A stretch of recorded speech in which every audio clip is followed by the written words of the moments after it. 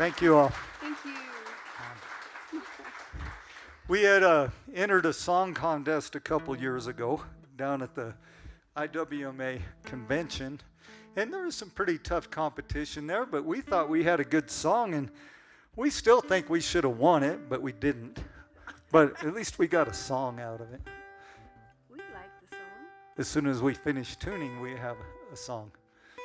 This written about just the cowboy ethics and the cowboy life, which we all know, living in rural areas, and those of you that are cowboys and girls who are cowboys, we know that you got to have goodwill, good ethics, and good tuning, hopefully.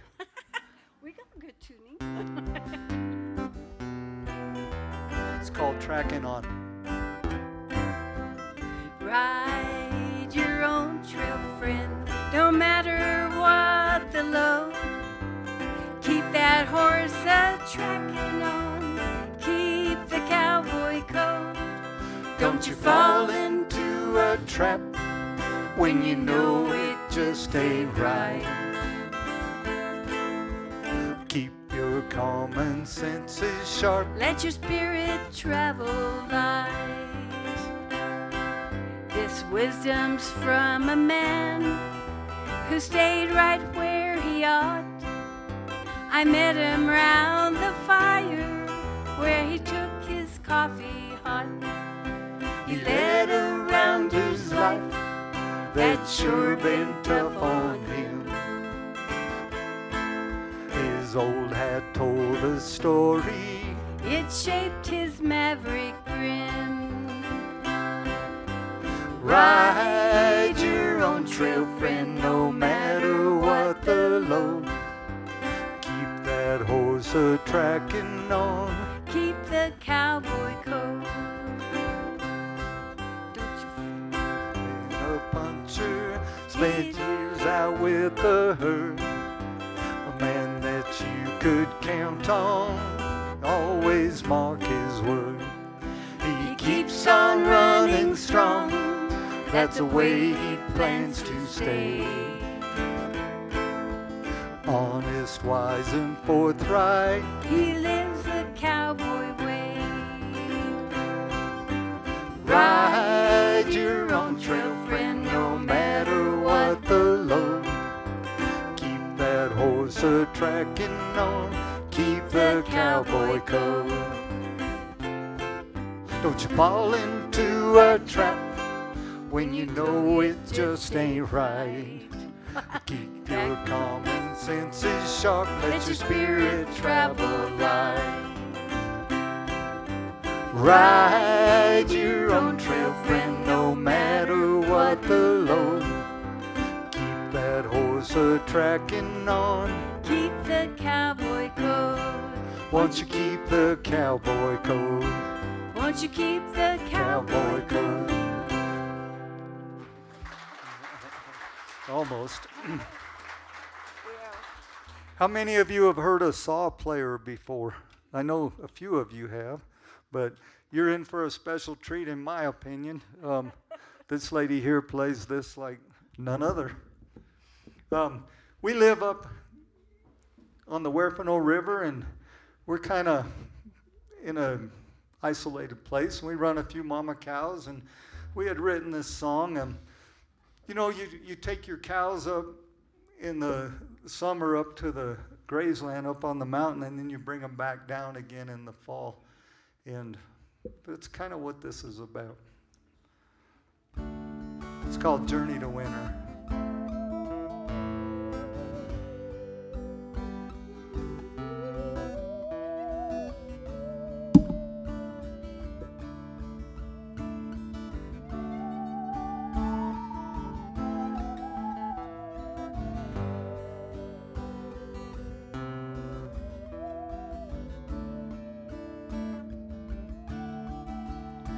I ride slowly down the mountain. It's a time of the year, well into fall. Cold winter days draw near. Well, I'm tracking along calves, push them down through the trees. cool nights are coming as I go gathering these. When the leaves turn their colors and fall to the ground, old horse steps around them, hardly making a sound. On a journey to winter was bound. Hay is all baled, it's stacked in the shed. Well, the cows have come home, I think that they're needing fed.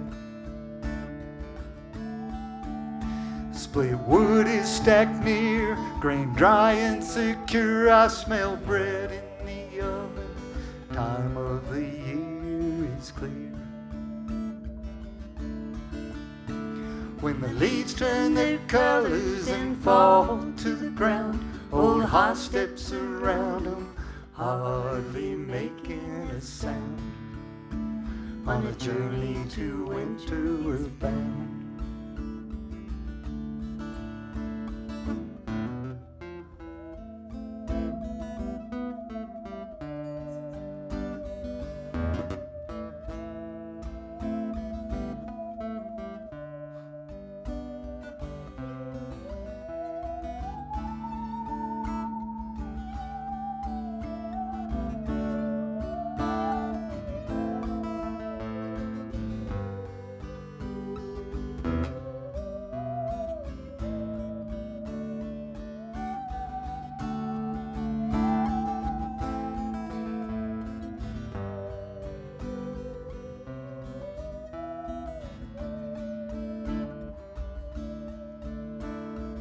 Just before dawn, I restoke the fire, the coffee pot hot, sing Sunday's song of the choir.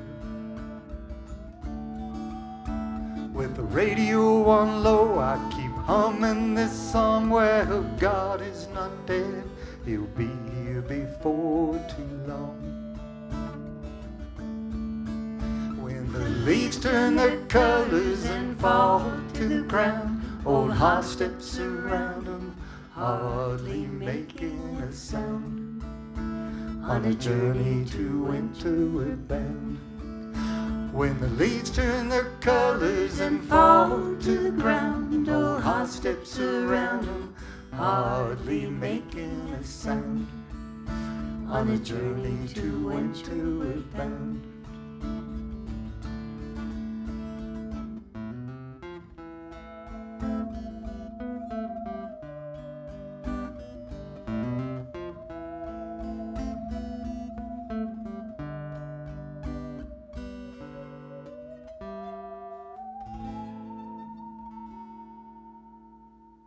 Journey to winter.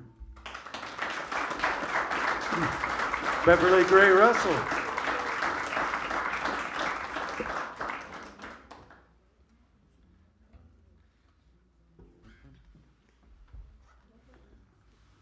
A lot of folks have covered this next song we're going to do, but the one that sticks in my mind more than anything is Johnny Cash, I think. I remember Myrtle Gregg in my church that sang this song. Well, I never heard Myrtle sing it. Maybe I should have. It's called Wayfaring Stranger.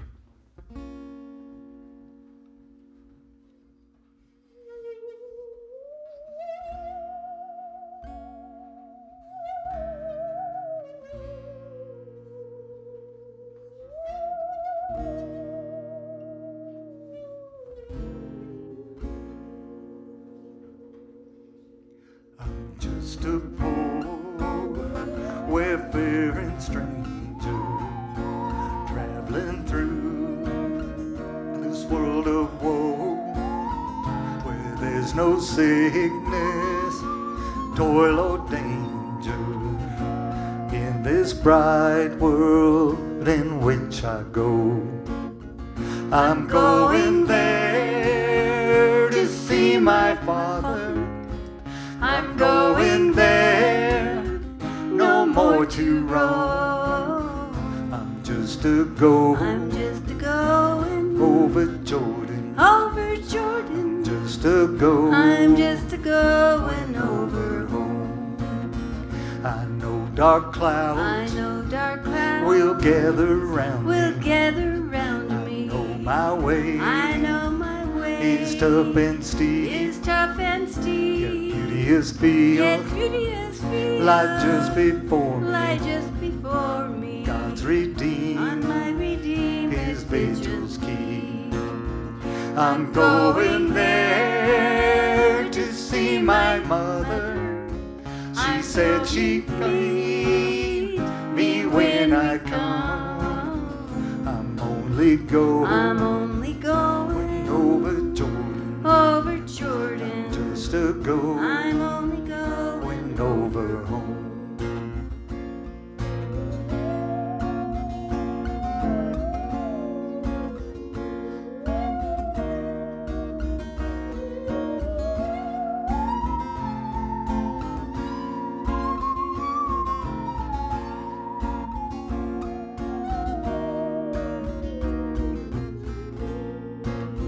I'm going there to see my Savior, to sing his praise forevermore. I'm just a I'm going just a going over Jordan, over Jordan. just a I'm only going over home. I'll soon be free I'll soon be free of every trial. of every My trial. body sleep My body in the churchyard. in the churchyard. Drop the I'll cross drop the cross of self-denial. self-denial, Enter on and enter on my that great great reward. I'm I'm going going there to see my Savior, to sing his praise forevermore.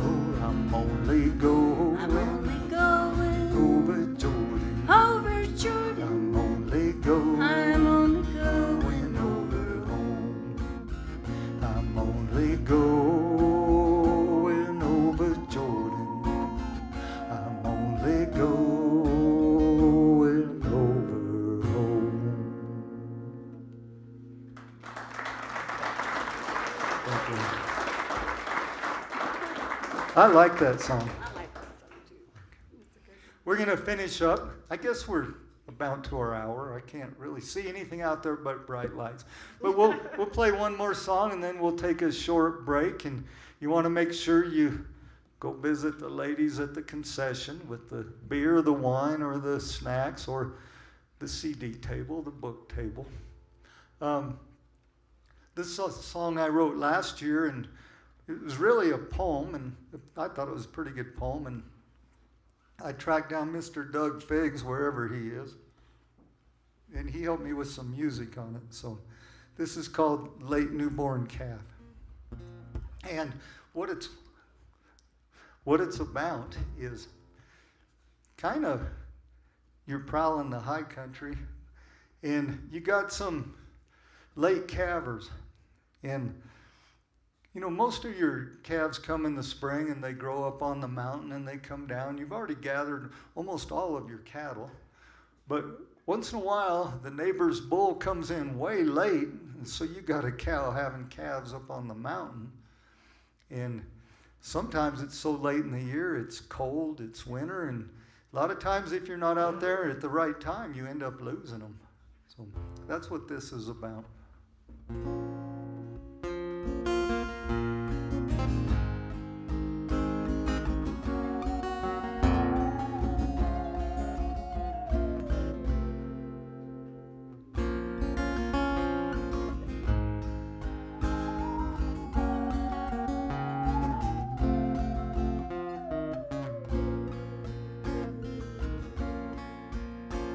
I found myself right on a cold winter's morn, prowling for strays, those with newborn. The first light of the dawn sends out golden ties across yesterday's snow. The sun will soon rise. Far ahead up the hill I spy a lone tree. I'll go have a look, wonders pulling at me. It's 100 years old, with limbs all around, all scattered about, all over the ground. As I ride on up, it appears a strong wind came fast with the storm, but the tree did not bend. This drought has been with us for more than a year. Though the tree is not dead, it's still standing here. Just ahead, a big limb laying flat on the ground. Then I hear a lone cow make new mothering sounds. She licks her calf clean and she dries it just right. I'm always in awe to witness a sight. I went out riding on a cold, snowy day. It was God's own hand that showed me the way. He showed me the way to the late newborn calf, 'cause Jesus rides tall on the cowboy's behalf. So I pick the calf up and I climb on my horse with the mama left bawling.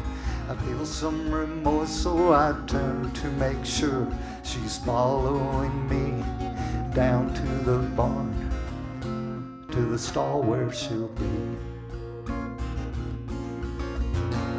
This wonder of life you don't see every day, and I'm filled with joy when I rightfully say a new calf upstanding just after his birth proves the grace of God is still on this earth.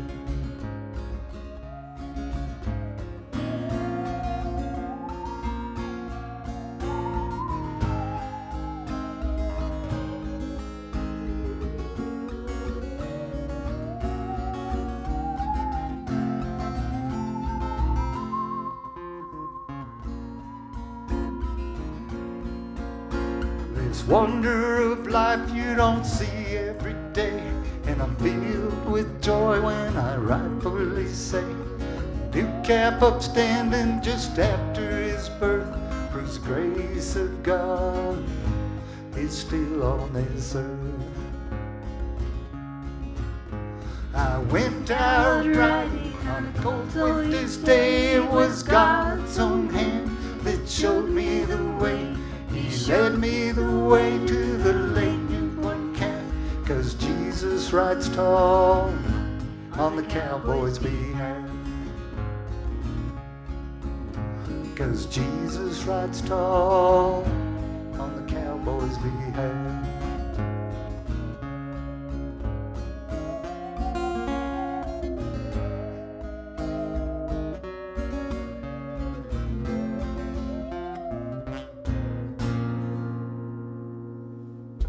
Late newborn calf. Thank you all for letting us share a few songs with you. And take a few minutes, stretch your legs, and then we'll start right back up with Mr. Floyd Beard. Thank you all.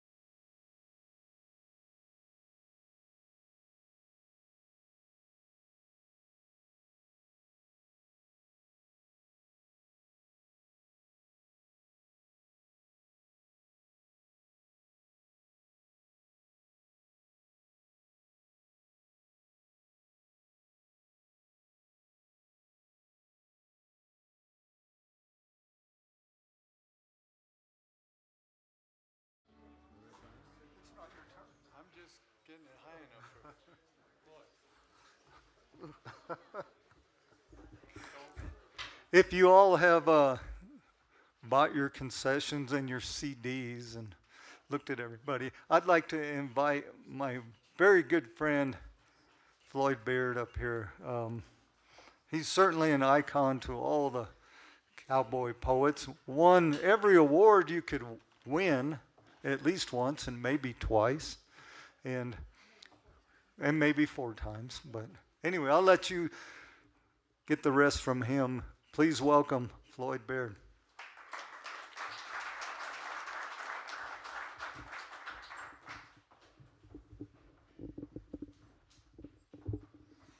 Thank you, Dennis.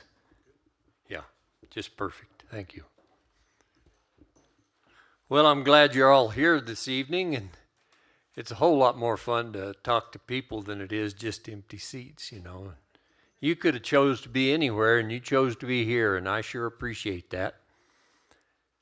I'm going to start off with one that any cowboy poet ought to have this kind of feeling, I would think. I'm a cowboy. It's a life that I love, with cattle and horses and the blue sky above, to ride in the mountains and feel the cool breeze, to sit in the saddle 'neath the quaking asp trees. Have you ever seen the sunrise from atop a good horse as you sit by a stream up near its own source, or seen the sun chase the mist from the meadow each morn? Have you witnessed the innocence of a fawn that's newborn? Well, the money's not much, the hours are long, the days are too many when everything goes wrong. My truck needs more care, my hat's out of style, but that wobbly-legged calf sure makes it worthwhile. You know, I reckon there are some jobs with more money and less strife, but this ain't just my job, it's my way of life. I'm a cowboy. Thank you.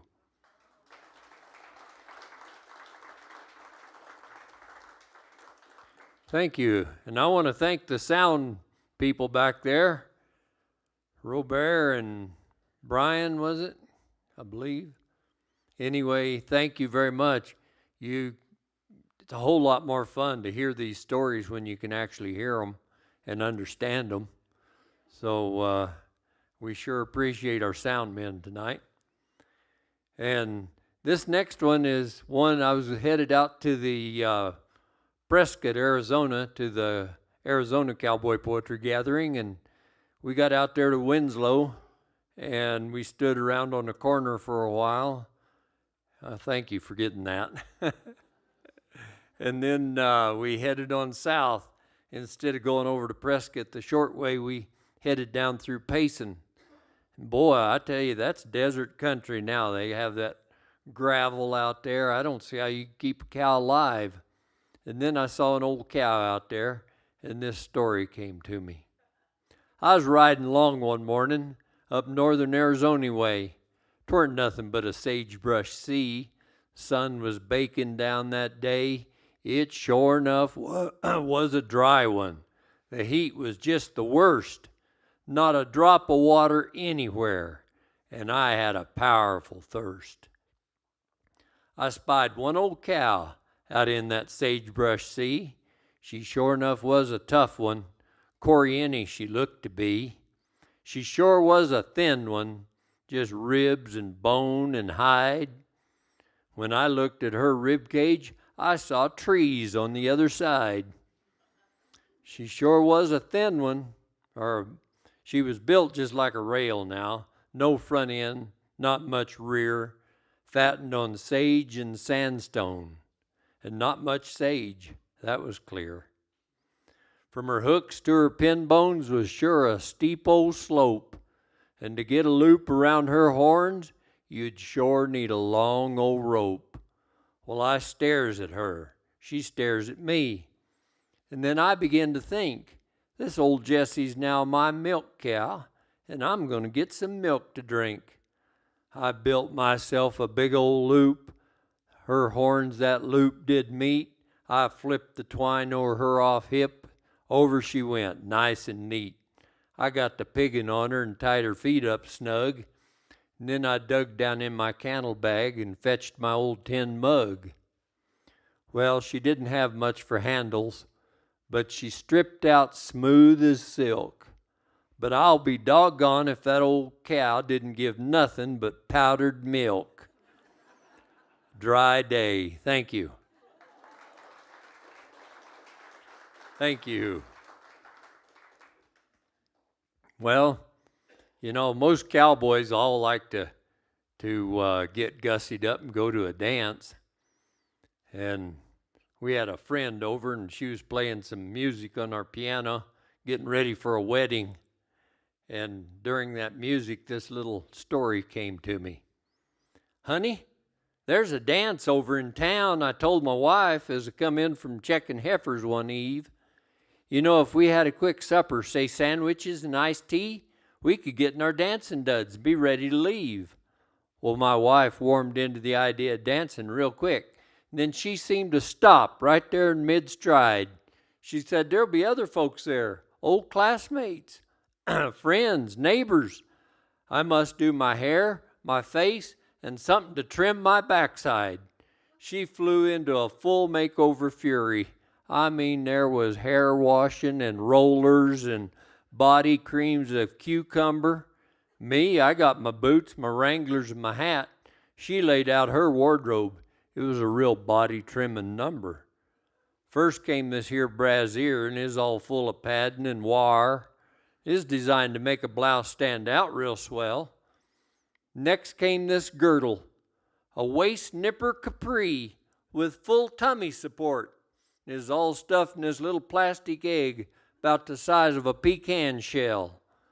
Well, I held up that girdle and I gave her a look. I says, I don't think this thing will fit much more than a doll. Boy, I shut up quick. She gave me that, you better watch what you say, Buster look. And then she smiled and said, it'll stretch. One size will fit all. Well, she went at getting dressed and I went in the other room. But I was thinking, well, one size might fit all with some grease. But I've learned to keep quiet, and so I was watching the weather when I heard a thump and a holler, honey, can you come help me, please? Well, it seems that their waist nipper got locked around the knees, and then she lost her balance and ended up on the rug. Boy, that look in her eye let me know not to ask any questions. I just stood her back up and says, here, let's both give her a tug. She put a hand on my shoulder, and I grabbed the sides while she pulled the back with her all. She jumped, and we shook and shoved and pushed. It was like putting a pillar in a pillar slip that was several sizes too small. But it happened, and there she was, all nipped and tucked.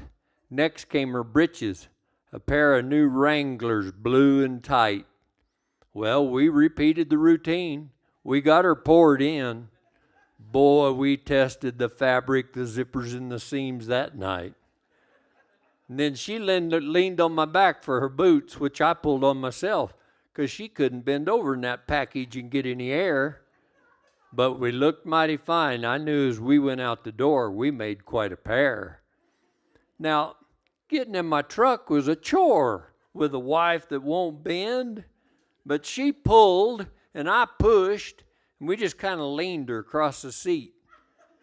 She said, you know, it'll be a lot easier to get out once we get there, because I can just slide out if you'll swing around my feet.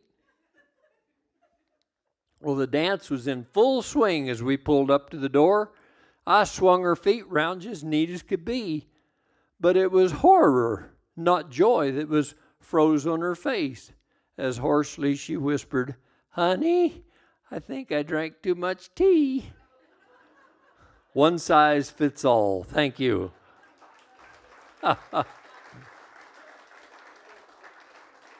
Thank you. Well, I want to do a little public service announcement here. You know, we humans are always doing things that, or not always, but a lot of times do things that have ramifications for wildlife down the road. And we don't stop to think about it.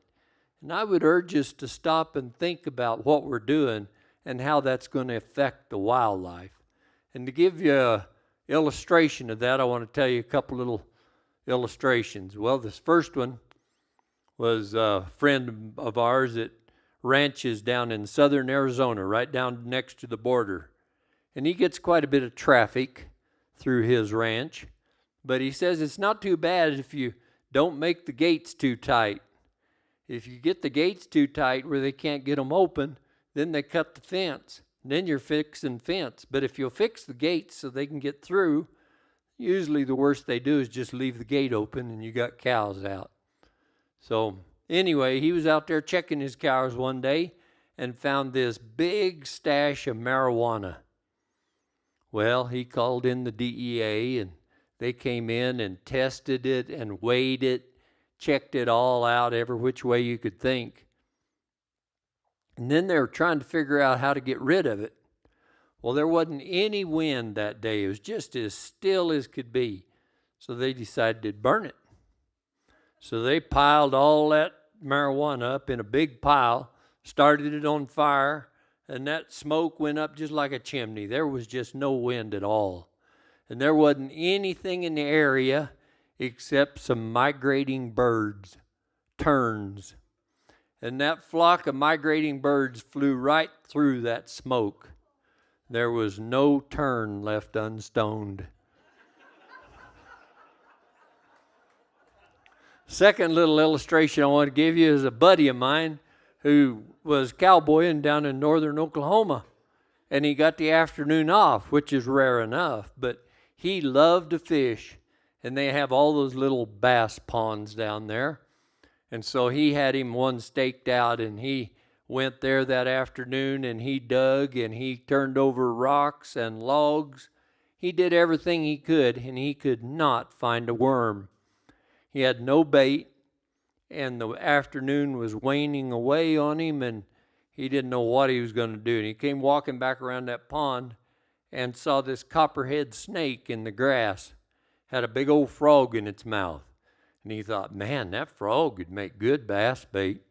But how do I get the frog without getting bit? Well, he had an idea. On his hip, he had a flask. Had some good old Jack Daniels whiskey in it. So he picks up that snake. He didn't have to worry because the snake's mouth was full of frog. And he held that snake up. And right there at the corner of the snake's lips kind of came out in a V past that frog. Just enough he could pour a good slug of that blackjack down there. Boy, that old snake's eyes rolled back in his head and he just went limp. Frog fell out on the grass. Cowboy laid the snake down, didn't have to worry because the snake was out of it. He grabbed that frog and got it strung up on his tackle and cast right over by a big log. First cast, this big old bass hit it. He set the hook, and boy, the fight was on. He was having fun. He was fighting that big old bass, and that bass would come up and tail walk and back in the water. And it was great, except something kept hitting him on the leg. It wasn't hurting him. It just was annoying, distracting, right when he was having his height of his fun. But he just kept fighting that bass until he got him landed. He finally got that bass landed, and then he looked down to see what was annoying him, what was hitting his leg. And there's that snake. Wasn't trying to bite him. It just using his head and hitting his leg, trying to get his attention. He had 2 more frogs. Anyway, so much for the public service announcement. I got to tell you about a couple cowboys. Harley and his brother Charlie, tough cowboys through and through, loved life in Carbon County, were neighbors fine to all they knew. Now Harley was a buckaroo. He was the he-wolf of that range. He lived on broncs and campfire beans, and he never cared to change. He drove an old model Dodge 4x4, plastered with mud and hay and grime. It actually weren't all that old, you see, but it looked well past its prime. Now, brother Charlie was a cattleman. At business was hard to beat.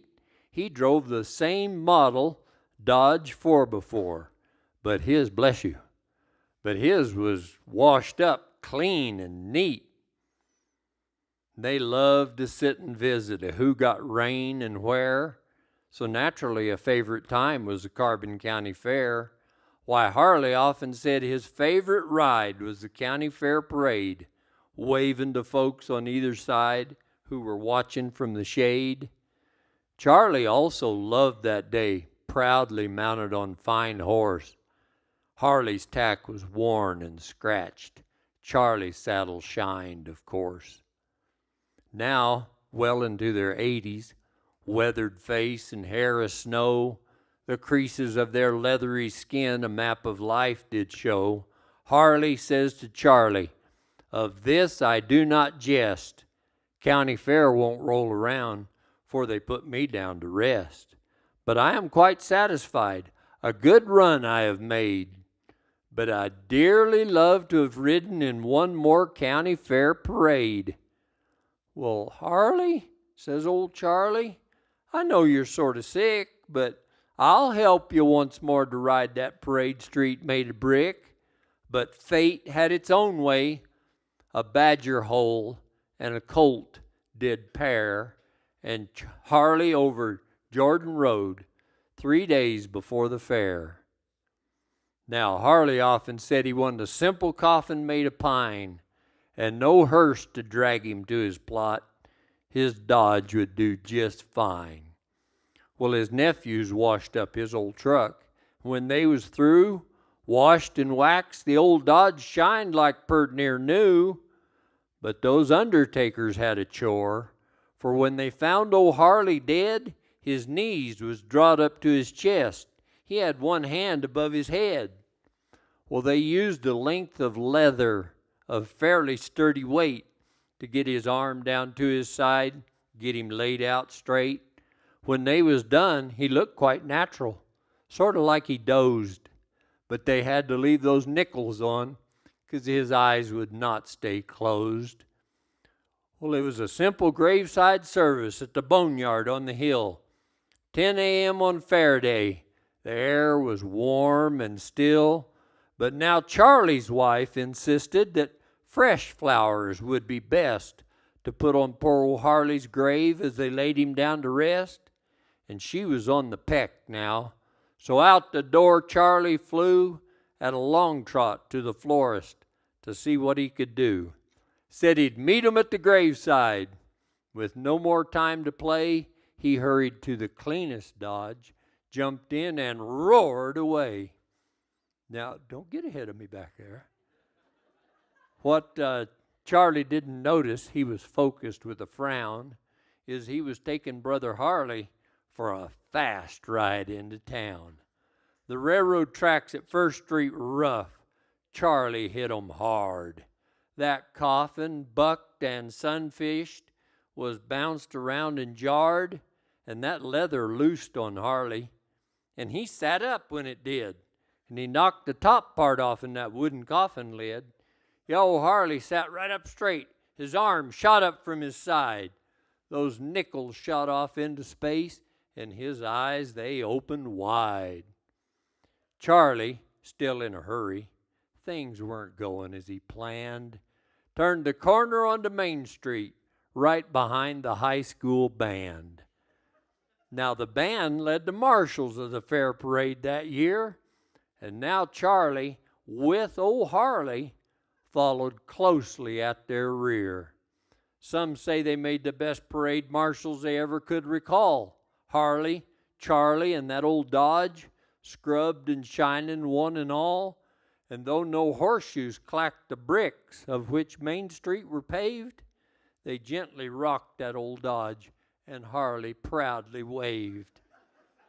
The whole county was there watching. Yes, sir, folks was everywhere.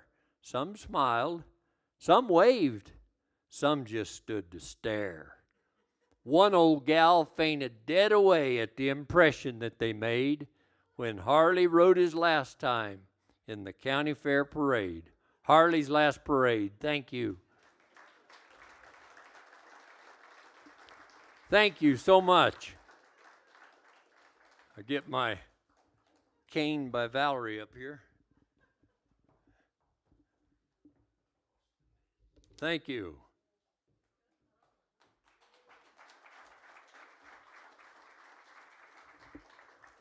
Floyd Beard. He's got a lot more of those stories. You ought to watch for him to be somewhere else, and he'll tell you a whole bunch of different ones, too, that are just as funny. Lately, times have been kind of tough. We got our SS money's coming in, and we got our cow money that comes in once a year. But it's still kind of tough, so I was looking on the internet of ways of making money. And I decided to start a dating service for chickens. Well, it was a way for making hens meet.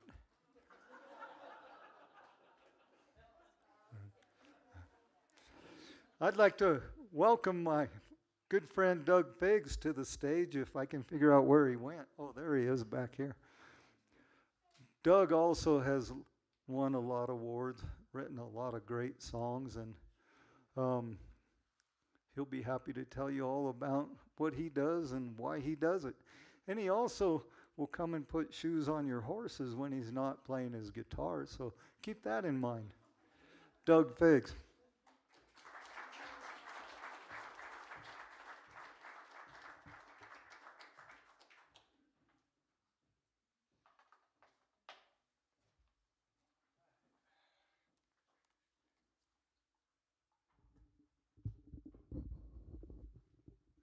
We'll figure this out here.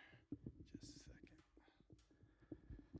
Well, thank you, Dennis, and thanks, Floyd, and Valerie, and Beverly. Thank you, guys.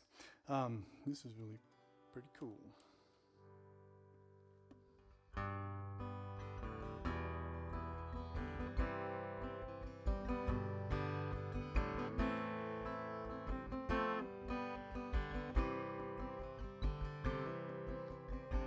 There's oh gosh, I'm sorry. I'm gonna try that again.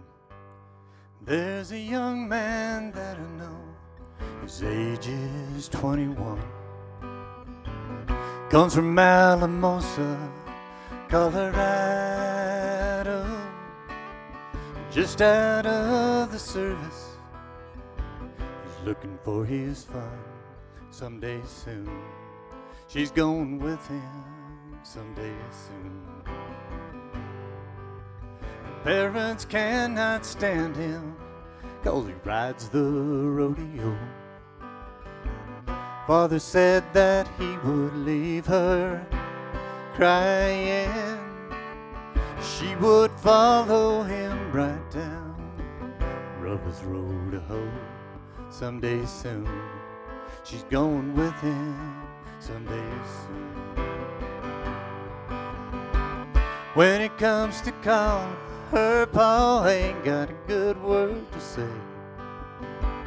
Guess it's 'cause he's just as wild in his younger days. So blow you old blue northern, blow his love away. He's riding in tonight from California, loves his danged old rodeo just as much as he loves her someday soon. She's going with him someday soon.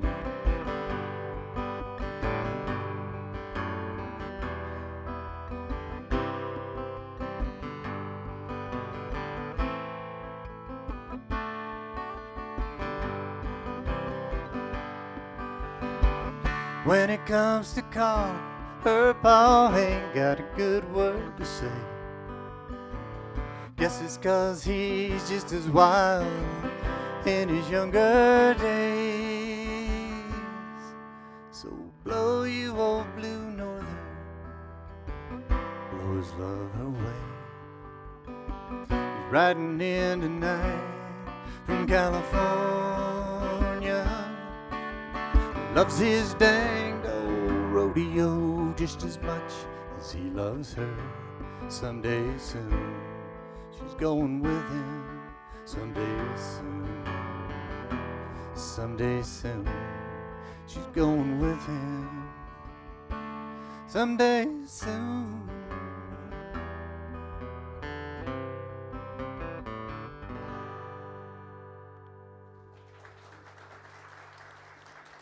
A little tough start, but thank you very much. I appreciate it.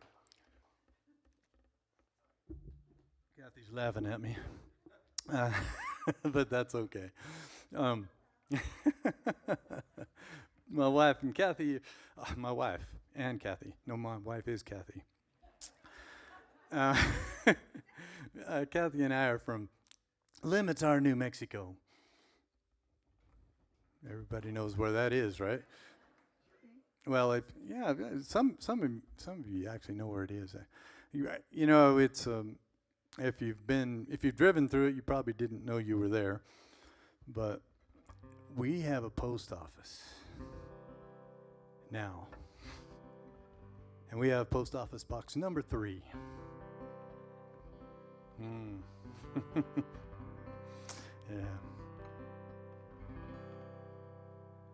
Yeah. I wrote this song. It's a song from the Civil War. It's called "Bible in My Pocket," and this is. I read this story about this. I saw this picture of a Bible, and it had 2 bullet holes in it, and right next to it were these 2 big lead slugs. And the guy, the second hole in that Bible was on the last day of the war, right before Robert E. Lee surrendered, and he made it through. But I'd like to do this for those that didn't make it back. That's what Memorial Day is all about. So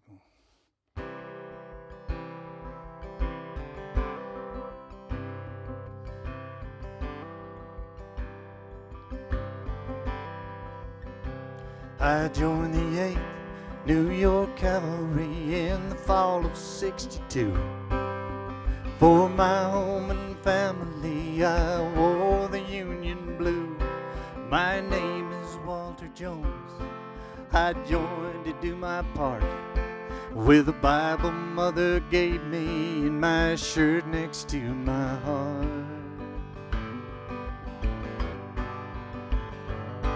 We fought the Rebs at Fredericksburg, it just didn't go our way. Those boys were tough as nails, they won the day. Met them again at Beverly Ford, they turned us back there too. I'd lie awake at night wondering just how I'd made it through. With a Bible in my pocket, sword and pistol by my side, I rode for flag and country beneath the ragged sky. Each and every night I'd look up at the stars and pray, never knowing if I'd make it through to see another day.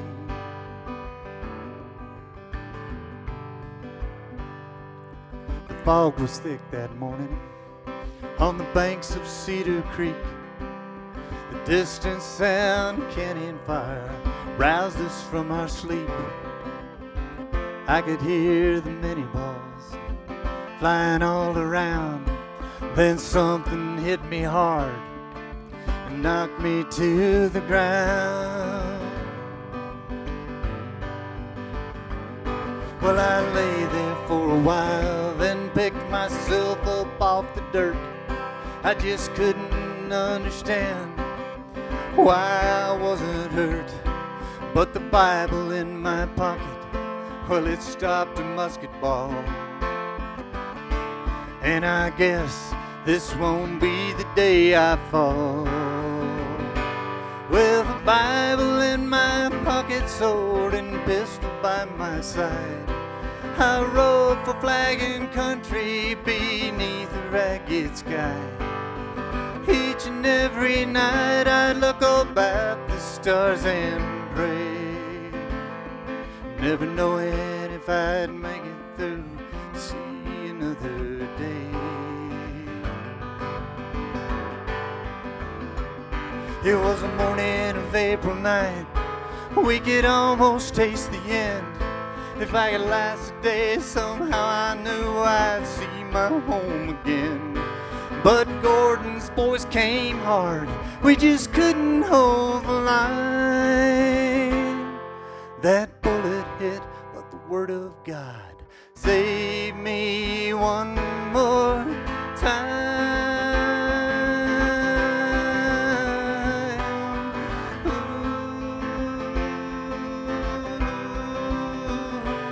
With a Bible in my pocket, sword and pistol by my side, I rode for flag and country beneath the ragged sky.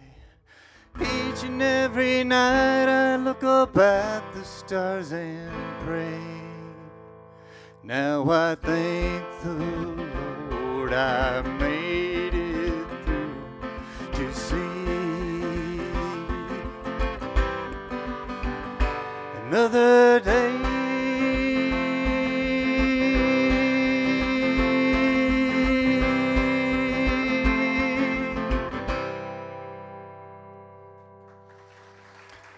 Thank you very much. Do a little guitar switch here.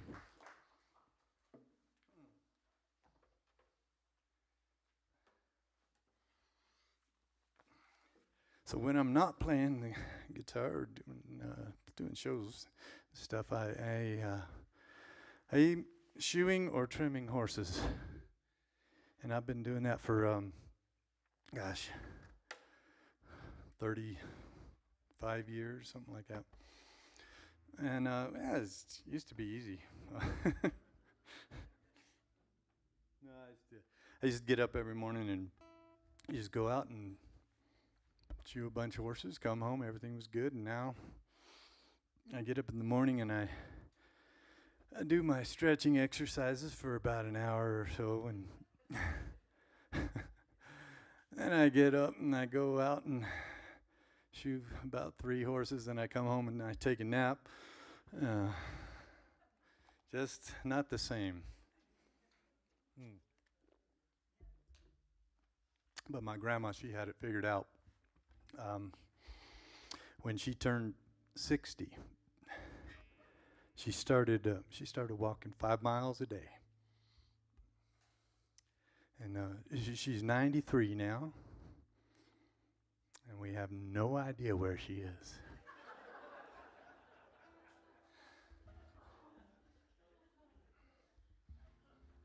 She just kept walking. All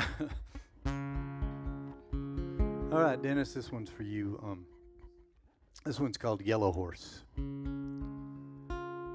And it was inspired by a horse from 1945 in the Red Desert of Wyoming. And his name was Desert Dust. He was a wild horse stallion and had a band of mares with him. And everybody was trying to catch him. And finally this guy named Frank Robinson was able to catch him. And there was a photographer there watching, and he took this picture, and it just was one of those pictures. It went in National Geographic. It went in all the newspapers. They made postcards, and there's even a painting of that picture in the Wyoming State Building. And anyway, just became kind of an icon for the wild horse. I wrote this song, and I just didn't want him to get caught.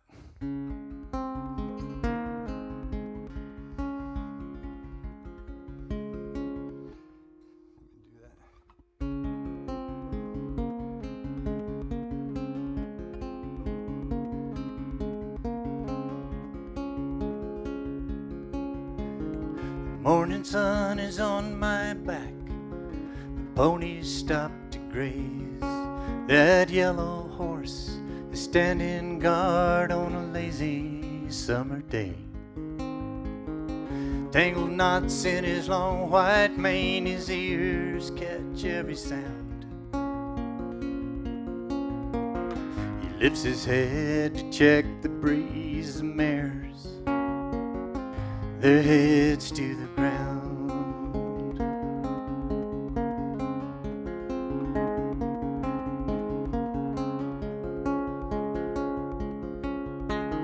I know he hasn't seen me yet, the wind is in my face, but that stallion knows things aren't quite right, like something's out of place. But it's all up to him to keep his little band of mares. So he stands alert while the others graze, like he's the only one that cares. The sun on Horsehide shining bright, man, it's such an awesome sight.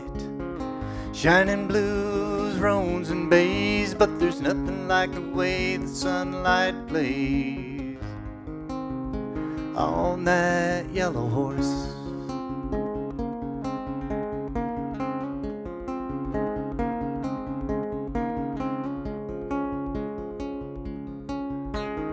I often dreamed tonight of making that yellow horse my own. On a horse like him, I'd be just like a king upon a throne. But what he is right now is what he was born to be. So I guess I'll just watch him out there, running wild and free. The sun on Horsehide shining bright, man, it's such an awesome sight. Shining blue,